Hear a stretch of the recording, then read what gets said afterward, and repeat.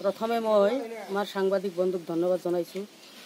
মই মানুহৰ ঘৰে ঘৰে যাই মই ইমানেই সুখী হৈছোঁ যে মই জাতীয় কংগ্ৰেছ দলৰ টিকেট পোৱাতে মই যিখিনি সন্তুষ্টি হৈছোঁ মোৰ অন্তৰৰ ফালৰ পৰা, কিন্তু আমাৰ বাকী ৰাইজে মোতকৈ ইমান সুখী হৈছে আৰু ইমান সঁহাৰি পাইছোঁ মই সেই কথাখিনিকে ভাবিবই নোৱাৰোঁ।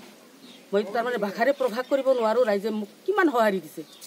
সেইখিনিলৈ মই আত্মসন্তুষ্টি আৰু এইখিনিয়ে মোৰ কথা। হয়, পোনপ্ৰথমতে মই আমাৰ সাংবাদিক দাদাসকলক ধন্যবাদ জনাইছোঁ। মই যিমানখিনি ঘূৰিছোঁ মানে বৰ্তমান নতুন 11 নম্বৰ জিলা পৰিষদৰ যিখন সমষ্টি আছে এই সমষ্টিত ঘূৰি পাই ইমানখিনি পাইছোঁ যে আমাৰ নৱপ্ৰজন্মই বৰ্তমান যিখন আমাৰ ভাৰতীয় জাতীয় কংগ্ৰেছ দলৰ